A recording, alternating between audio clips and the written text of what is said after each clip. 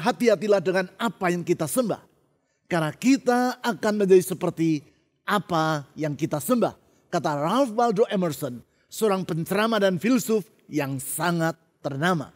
Berarti siapa atau apa yang kita tempatkan sebagai hal yang utama dalam hidup kita akan menentukan kehidupan kita. Pertanyaannya adalah bagaimana agar kita dapat mengalami dampak yang positif dari apa yang kita puja. Dengan memahami sikap yang sepatutnya kepada Tuhan, maka kita akan mengalami kehidupan yang tidak sia-sia, namun yang maksimal. Itulah hidup yang benar-benar hidup. Penghormatan dan penyembahan kepada Tuhan dengan kesungguhan hati akan menjadikan kehidupan kita maksimal dan bermakna. Bapak Ibu Saudara sekalian, selamat bertemu kembali di ibadah Gereja Kristen Perjanjian Baru, Fajar Pengharapan. Bagi Anda yang masih ingin menyampaikan ucapan syukur untuk semua kebaikan Tuhan di sepanjang tahun 2023 dan memohonkan harapan-harapan untuk tahun 2024, Anda dapat menuliskan ucapan syukur dan permohonan doa tersebut dan mengirimkannya ke nomor WhatsApp yang tertera di layar Anda. Para pendoa gereja akan mendukung dan membantu Anda untuk menyerahkan semuanya itu ke dalam tangan Tuhan melalui doa. Semua orang tentu berharap bahwa investasi yang ia lakukan akan bersifat abadi. Mari ikut terlibat di dalam pekerjaan Tuhan dengan mendukung pembangunan fasilitas gereja kita, gedung kampus STT Inti, dan taman doa. Buatlah langkah iman yang akan membuka berkat Tuhan bagi hidup Anda dengan menulis janji iman. Kirimlah janji tersebut melalui WhatsApp ke nomor telepon yang tertera pada layar Anda. Jangan lewatkan pertemuan doa yang telah memberkati banyak orang. Pertemuan doa Oasis diadakan setiap hari Rabu pukul 10 pagi secara onsite di Jalan Pasir Koja 58, dan ikuti pula pertemuan doa kontemplatif setiap hari Kamis melalui kanal YouTube Doa Fajar Pengharapan yang dapat Anda ikuti di sepanjang hari. Ayo ikut kesan! Bagi Anda yang belum tergabung dalam komunitas kelompok saling memperhatikan atau kesan, segera hubungi nomor yang tertera di layar untuk dapat mengikuti komunitas yang akan menumbuhkan, menguatkan, dan berbagi iman Anda. Informasi dan pengumuman penting lainnya dapat Anda lihat dan ikuti di bagian menjelang akhir ibadah ini. Selamat beribadah!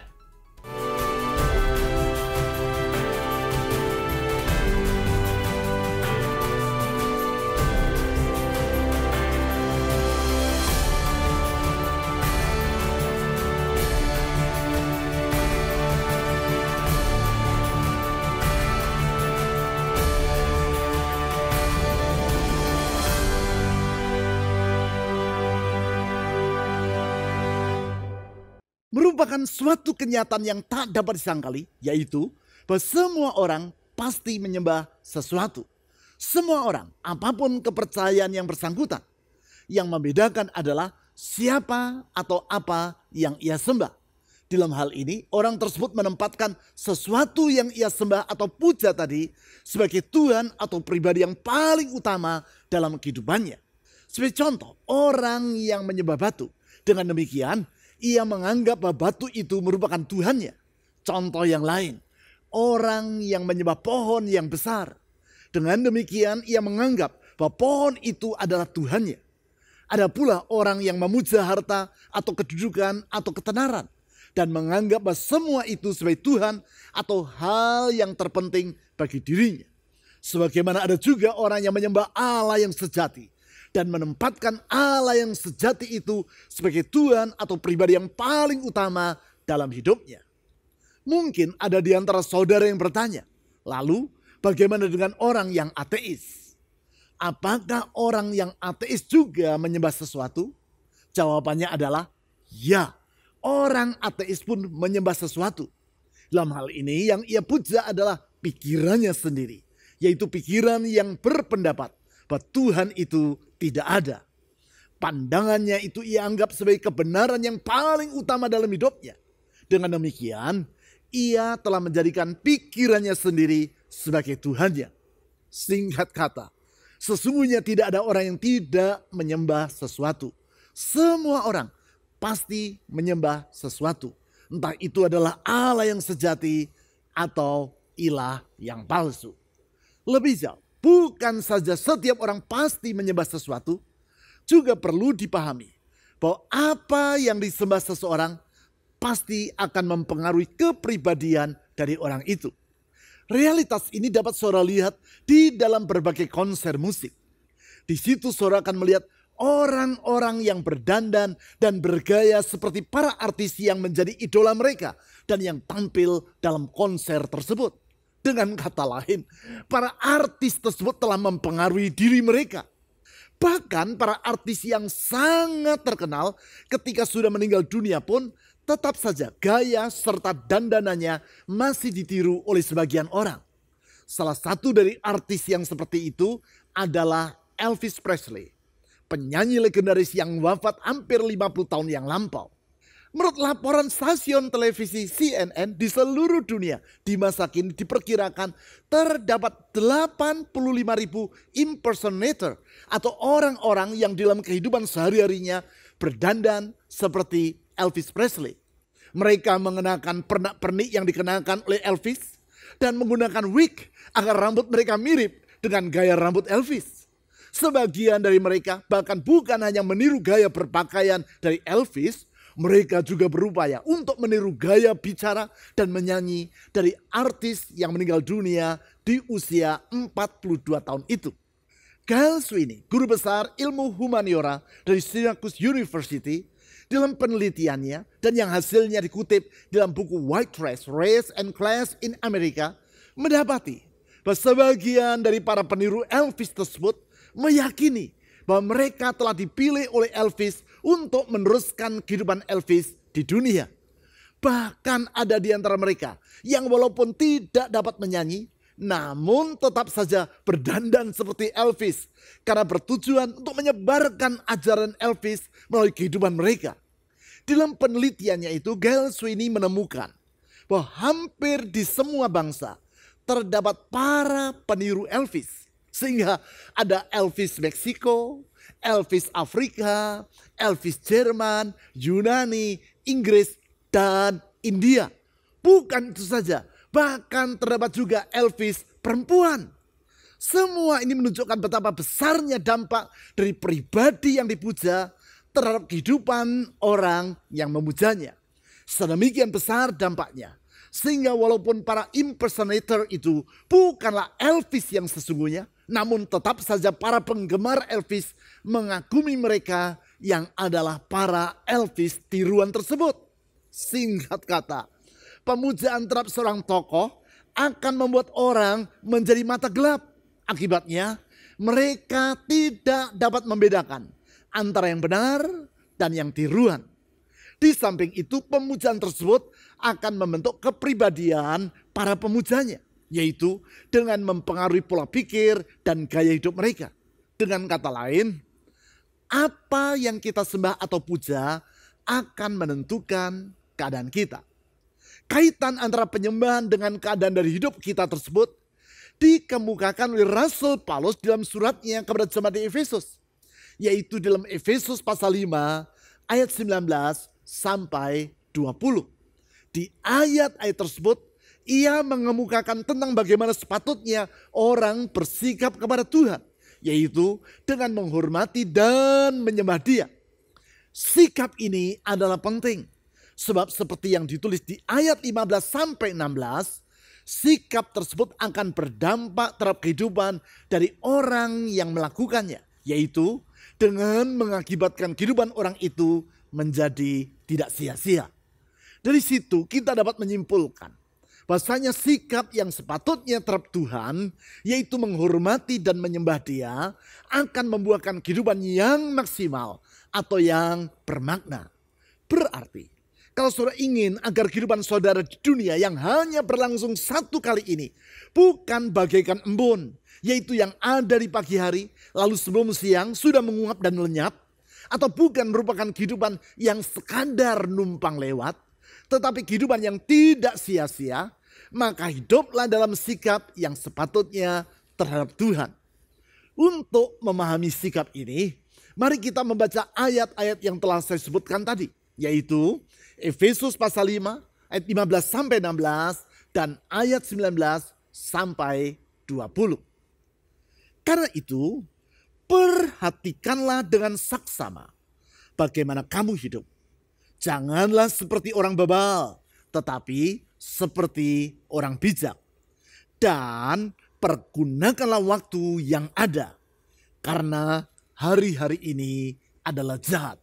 Ayat 19. Dan berkata-katalah seorang kepada yang lain dalam mazmur, kidung puji-pujian, dan nyanyian rohani.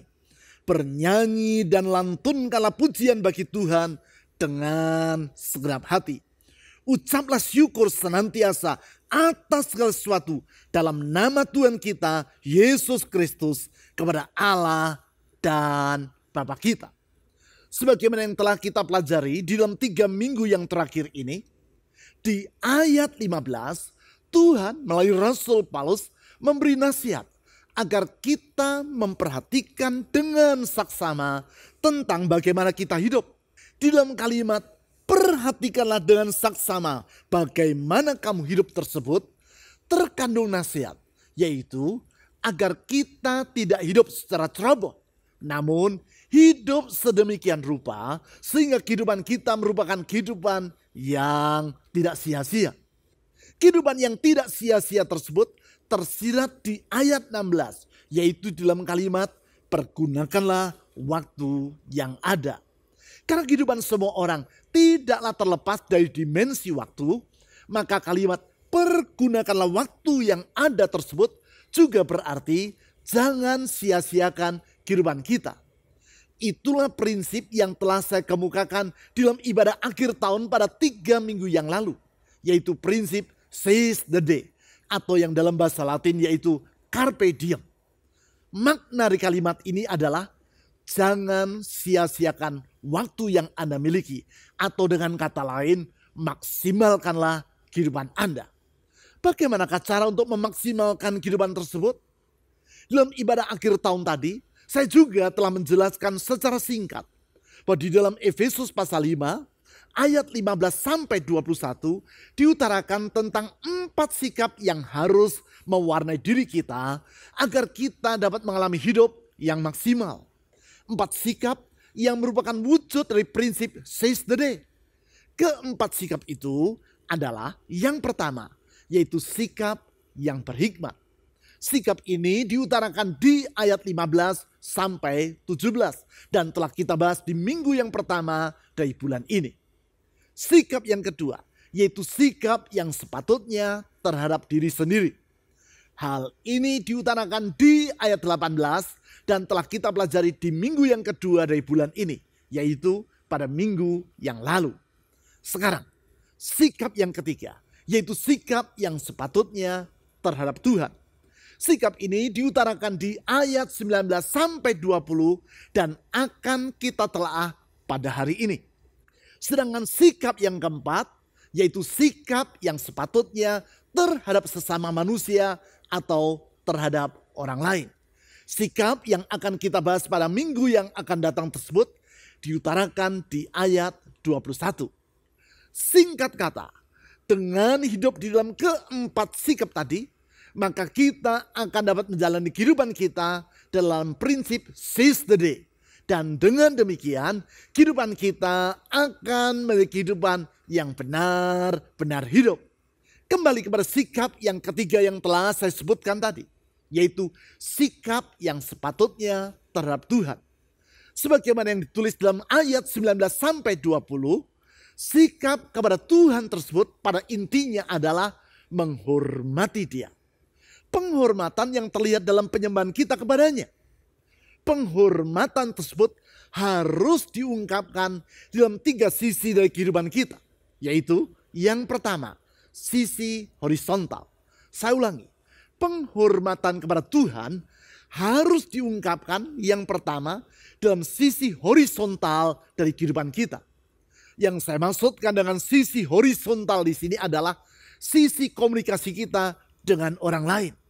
Artinya komunikasi kita tersebut haruslah diwarnai dengan penghormatan dan pengagungan kepada Tuhan. Hal itu dikemukakan di dalam kalimat pertama dari ayat 19 sebagai berikut. Dan berkata-katalah seorang kepada yang lain dalam mazmur, kidung puji-pujian, dan nyanyian rohani. Tentu yang dimaksudkan oleh firman Tuhan di ayat ini bukan berarti bahwa dalam berbicara kepada orang lain, maka kita harus bersikap seperti seorang penyanyi opera. Yaitu bahwa setiap kalimat yang kita ucapkan harus kita nyanyikan. Dan semua yang kita katakan adalah dalam bentuk kidung pujian. Sehingga kalau seorang anak menerima uang saku dari ayahnya, maka ia harus mengucapkan terima kasih dengan bernyanyi. Bapa terima kasih, Bapa terima kasih, Papa di dalam rumah ku berterima kasih. Atau kalau seorang suami ingin minta tolong kepada istrinya agar dibuatkan secangkir kopi, maka dia akan bernyanyi. Seperti rusa merindukan air, begitulah jiwaku merindukan kopi. Atau ketika seorang istri minta diantar oleh suaminya pergi ke toko, maka dia akan bernyanyi. Hanya dekat dirimu Bapa, jiwaku pun tentram. Engkau mengantarku dengan sepeda motormu. Bukan. Yang dimaksudkan oleh firman Tuhan di ayat tadi adalah bahwa komunikasi kita kepada sesama haruslah diwarnai dengan sikap mengagungkan Tuhan. Dan bukan dengan sikap yang membangga-banggakan kehebatan diri sendiri. Ketika kita mencapai keberhasilan tertentu, entah itu dalam hal studi, dalam pekerjaan, ataupun dalam kehidupan sehari-hari, kita tidak akan menepuk dada sambil berkata, ini semua karena kehebatanku. Bukan, sebaliknya, tanpa merasa malu maupun ragu, kita akan mengakui di depan orang lain bahwa keberhasilan tersebut adalah karena pertolongan Tuhan. Sikap yang sepatutnya terhadap Tuhan inilah yang antara lain ditunjukkan oleh Tim Tebow, seorang atlet profesional American football, sebuah olahraga bola yang sangat populer di Amerika. Ia adalah seorang atlet yang sangat handal, sehingga majalah Time pada tahun 2012 menempatkan Tim Tebow sebagai salah seorang dari 100 orang yang paling berpengaruh di dunia. Di dalam edisi khusus dari majalah yang sangat berbobot tersebut, tentang Tim Tebow ditulis sebagai berikut. Watching Tim Tebow play football, you can observe many things about his character. You see his fierce competitiveness, his strong work ethic, and how he is a leader that his teammates trust and respect. Menyaksikan Tim Tebow bermain sepak bola, Anda bisa mengamati banyak hal tentang karakternya. Anda melihat daya saing yang sengit, etos kerjanya yang kuat, dan bagaimana dia sebagai seorang pemimpin yang dipercaya serta dihormati oleh rekan-rekan di dalam satu timnya. Lebih jauh ditulis sebagai berikut, yang saya terjemahkan ke dalam bahasa Indonesia. Namun adalah kualitas yang dihidupi oleh tim dalam kehidupannya di luar lapanganlah yang benar-benar membuat dirinya menonjol. Dia tidak merasa malu terhadap keyakinan dan imannya. Itulah Tim Tebow. Setiap kali bertanding, tanpa ragu-ragu, ia terlebih dulu berlutut dan berdoa di pinggir lapangan. Dengan cara demikian, ia mengungkapkan apabila ia mengalami keberhasilan, maka hal itu bukan karena kehebatan dirinya, namun karena pertolongan Tuhan. Yang menarik, dalam artikel di majalah Time tadi, kemudian ditulis, dan dia menjalani kehidupan yang mencerminkan secara konsisten tata nilai dirinya, hari demi hari. Melalui yayasan pelayanan yang ia dirikan, secara terus-menerus ia menjangkau orang dan masyarakat yang membutuhkan harapan. Memang, bukan hanya di saat bertanding saja Tim Tebow menyatakan imannya kepada Tuhan Yesus. Tetapi dalam kehidupan sehari-harinya, ia juga menempatkan dirinya sebagai seorang saksi Kristus. putra seorang misionari yang melayani di Filipina ini selalu berusaha dengan keras untuk menolong orang lain agar mereka mengalami perubahan kehidupan yang lebih baik. Itulah contoh dari sikap menghormati Tuhan dalam sisi horizontal kehidupan kita, yaitu hidup yang memuliakan Tuhan baik dalam kata-kata maupun perbuatan sehari-hari. Kehidupan yang seperti itu bukanlah kehidupan yang sia-sia, namun penuh dengan makna. Itulah kehidupan yang maksimal dan hidup yang benar-benar hidup. Sedemikian rupa sehingga orang lain pun mengakui kualitas kehidupan yang berbobot tersebut. Selanjutnya yang kedua, penghormatan kepada Tuhan harus diungkapkan di dalam sisi vertikal dari kehidupan kita. Saya ulangi, yang kedua, penghormatan kepada Tuhan harus diungkapkan di dalam sisi vertikal dari kehidupan kita. Yang saya maksudkan dengan sisi vertikal ini adalah sikap kita kepada Tuhan di dalam beribadah kepadanya. Baik dalam ibadah secara pribadi di rumah maupun dalam ibadah secara bersama seperti yang kita lakukan di gereja. Di dalam hal ini kita bukan hanya perlu mengkomunikasikan penghormatan kepada Tuhan ketika kita sedang berada di depan umum, namun juga di saat kita sedang beribadah kepada Tuhan.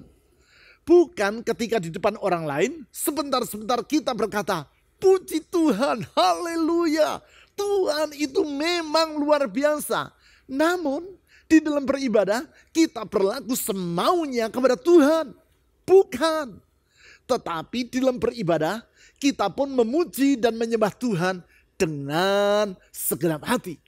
Hal tersebut dikemukakan di dalam kalimat kedua dari ayat 19 sebagai berikut.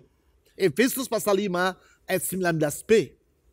Bernyanyi dan lantunkanlah pujian bagi Tuhan dengan segenap hati. Perhatikan di ayat ini disebut agar kita memuji Tuhan dengan segenap hati. Kalimat tersebut dalam Alkitab bahasa Inggris, English Standard Version atau ESV, ditulis sebagai berikut. Singing and making melody to the Lord with your heart. Bernyanyi dan lantunkanlah pujian kepada Tuhan dengan hatimu. Berarti di dalam beribadah dan memuji Tuhan, tak cukup kita melakukannya hanya dengan ucapan bibir belaka, namun pujian tersebut harus sungguh-sungguh keluar dari lubuk hati kita yang paling dalam. Tanpa sikap yang seperti itu, maka ibadah atau penghormatan kita kepada Tuhan tidak bermakna di hadapannya. Hal itulah yang beberapa kali pernah saya ceritakan dalam khotbah saya, yaitu tentang seorang yang bermimpi bahwa dirinya dibawa oleh malaikat untuk mengunjungi sebuah gereja di hari Minggu. Di dalam gedung gereja itu ia melihat para pemain musik sedang memainkan alat-alat musik dengan penuh semangat. Ia melihat pemimpin pujian menyanyi dengan penuh gaya. Ia juga melihat para anggota jemaat menyanyi dengan bertepuk tangan. Namun heran, orang tadi tidak mendengar suara apapun yang keluar dari alat musik yang sedang dimainkan maupun dari mulut jemaat yang sedang menyanyi. Kemudian orang tadi melihat seorang pengkhotbah bangkit berdiri, berjalan menuju ke stage dan kemudian berkhotbah dengan penuh semangat. Pengkhotbah yang mengenakan jas dan pakaian yang sangat mahal serta mengenakan arloji yang berhiaskan berlian itu berjalan kian kemari, mengayunkan tangan, bahkan kadang-kadang melompat sambil mengangkat Alkitab ke atas sehingga membuat jemaat tertawa dan bertepuk tangan. Namun heran, orang tadi juga tidak mendengar suara apapun keluar dari mulut sang pengkhotbah. Oleh sebab itu orang tadi bertanya kepada malaikat yang menemani dirinya, mengapa aku tidak mendengar suara mereka yang sedang bernyanyi maupun suara alat-alat musik yang sedang dimainkan? Aku juga tidak mendengar suara dari sang pengkhotbah yang sedang berkhotbah itu. Malaikat itu pun menjawab, sama dengan yang engkau alami. Demikian pula kami yang di surga sama sekali tidak mendengar suara mereka. Karena jemaat ini hanya beribadah dengan tubuh jasmani mereka, namun tidak dengan hati yang sungguh-sungguh menghormati Tuhan. Demikian pula pengkhotbah itu. Ia hanya bercerita tentang dirinya sendiri dan membangga-banggakan kehebatan dirinya. Namun hatinya sama sekali tidak mengagungkan Tuhan. Di hadapan Tuhan, ibadah yang seperti ini sama sekali tidak berarti. Bagaimana dengan diri saudara? Apakah sikap yang seperti itu pula lah yang saudara lakukan dalam ibadah saudara kepada Tuhan? Ibadah yang sesungguhnya, yaitu penghormatan kepada Tuhan yang keluar dari dalam hati dan yang diungkapkan dengan segenap hati sajalah yang dihargai oleh Allah. Penghormatan kepada Tuhan yang diungkapkan dalam sisi vertikal dari kehidupan kita tersebut akan membawa kita semakin lebih dekat dengan Allah. Sehingga dengan demikian kehidupan kita akan menjadi kehidupan yang bermakna dan tidak sia-sia. Itulah hidup yang benar-benar hidup. Sekarang yang ketiga, penghormatan kepada Tuhan harus diungkapkan di dalam sisi internal dari kehidupan kita. Saya ulangi, yang ketiga, penghormatan kepada Tuhan harus diungkapkan di dalam sisi internal dari kehidupan kita. Yang saya maksudkan dengan penghormatan kepada Tuhan di dalam sisi internal ini adalah bahwa kita mempercayai kasih, kuasa, hikmat, dan kesetiaan Tuhan tidak pernah berubah dan tak terbatas. Sehingga di segala keadaan kita memuji dan bersyukur kepadanya. Hal itu diutarakan di ayat 20 sebagai berikut. Ucaplah syukur senantiasa atas segala sesuatu dalam nama Tuhan kita Yesus Kristus kepada Allah dan Bapa kita. Apakah yang dimaksudkan dengan frasa senantiasa atas segala sesuatu di ayat ini? Senantiasa. Apakah arti dari kata ini? Benar. Senantiasa artinya adalah selalu, kapan saja, dan di setiap waktu. Lebih jauh, apakah arti dari kata segala sesuatu? Benar. Artinya yaitu semua hal. Baik di dalam hal yang kita sukai maupun yang tidak kita senangi. Baik dalam hal yang kita harapkan maupun yang tidak kita inginkan.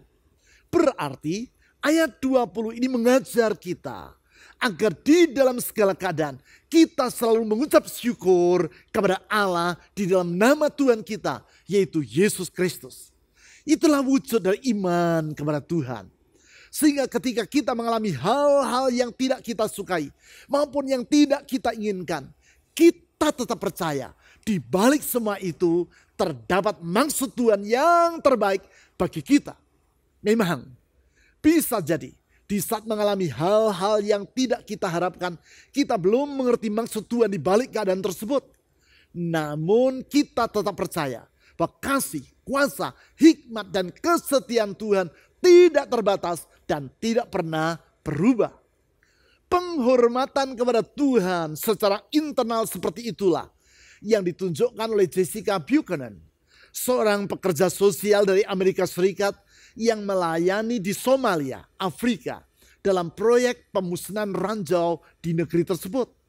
Suatu hari, yaitu pada bulan Oktober tahun 2011, Jessica bersama seorang rekannya diculik oleh para pembajak bersenjata Somalia.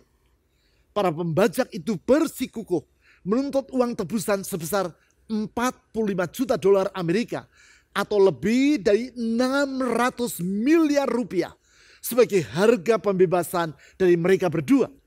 Sebagai akibat, perundingan pun mengalami jalan buntu.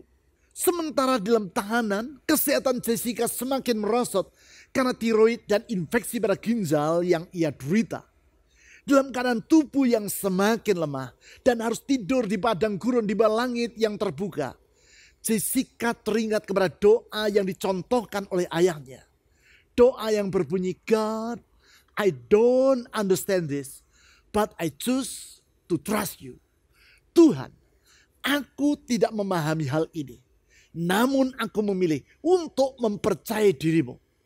Dan Jessica berdoa seperti yang dilakukan oleh ayahnya.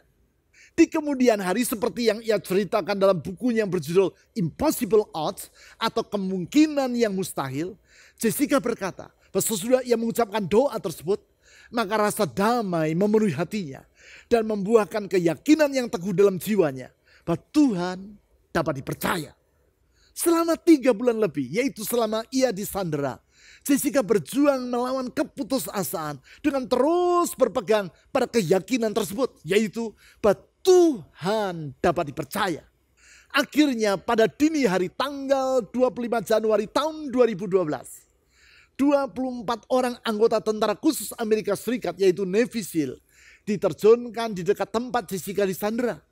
Mereka berhasil membebaskan Jessica dan rekannya dari tangan para pembajak tersebut. Sikap Jessica tadi merupakan cerminan dari penghormatannya kepada Tuhan secara internal.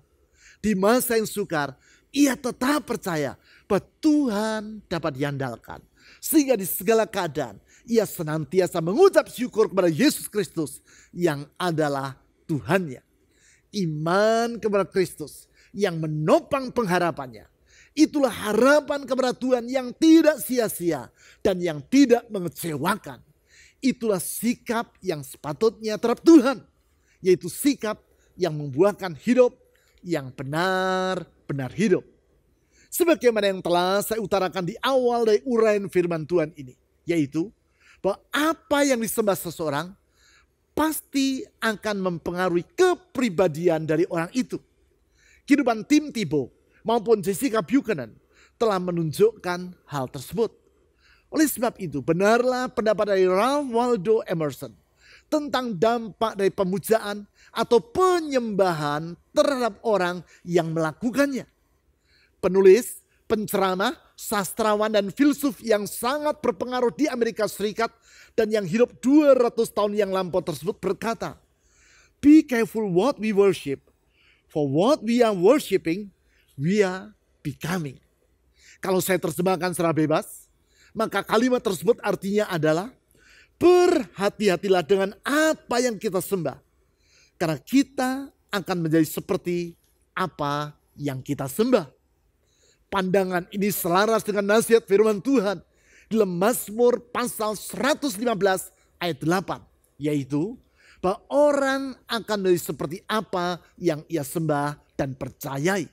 Hal itulah yang tersirat dalam Efesus pasal 5 ayat 15-16 dan 19-20 yang telah kita telah pada hari ini.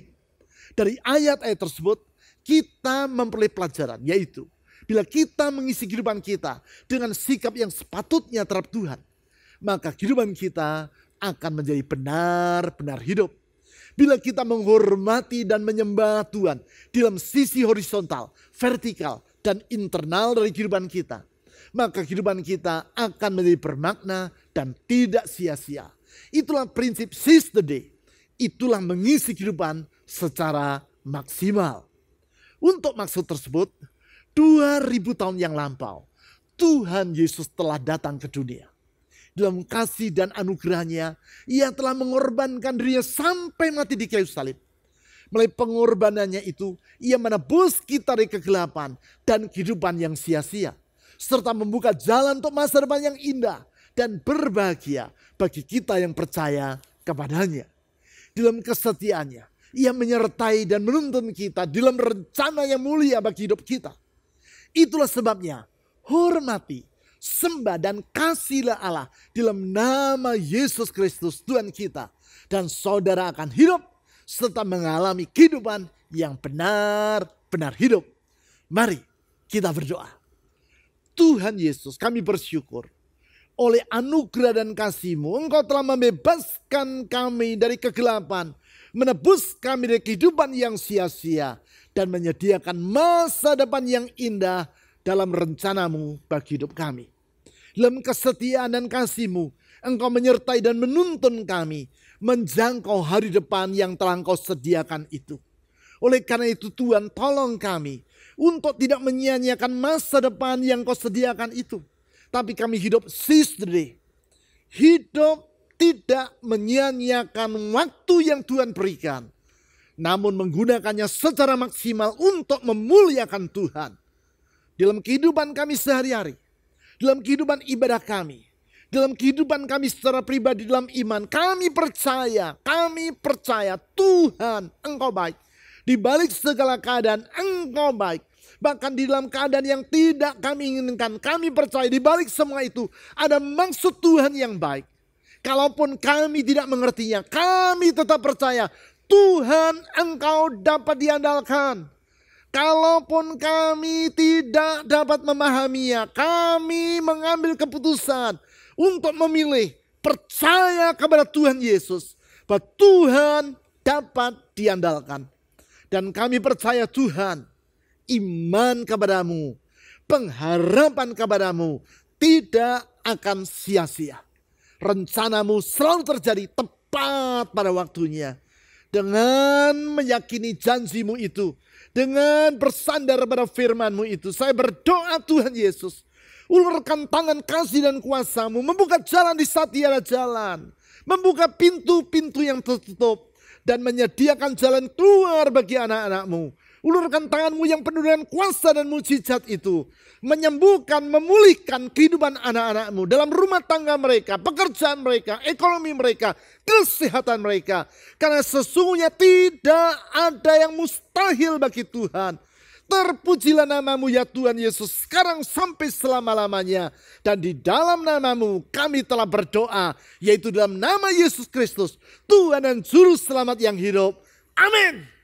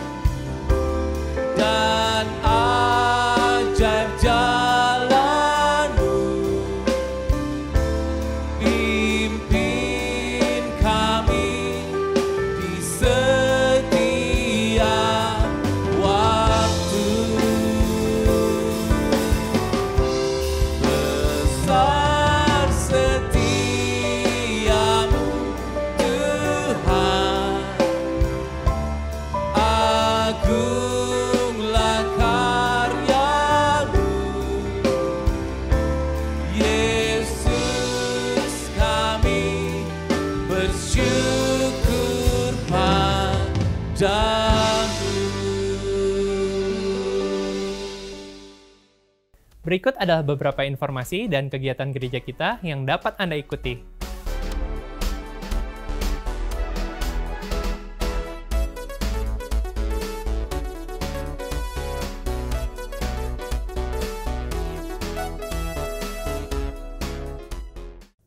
Persembahan dan persepuluhan sebagai ungkapan kasih dan syukur kita kepada Tuhan dapat Anda berikan dengan memasukkannya ke dalam kotak persembahan, atau melalui rekening bank, atau dengan cara men-scan QR Code dengan menggunakan aplikasi dompet digital.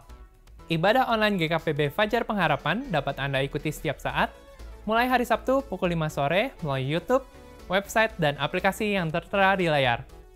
Berbagai informasi penting lainnya dari gereja kita dapat Anda ikuti melalui website www.fajarpengharapan.net atau melalui aplikasi GKPB Fajar Pengharapan serta Instagram GKPB Fajar Pengharapan. Bapak, Ibu, Saudara sekalian, sehat selalu dan sampai jumpa minggu depan.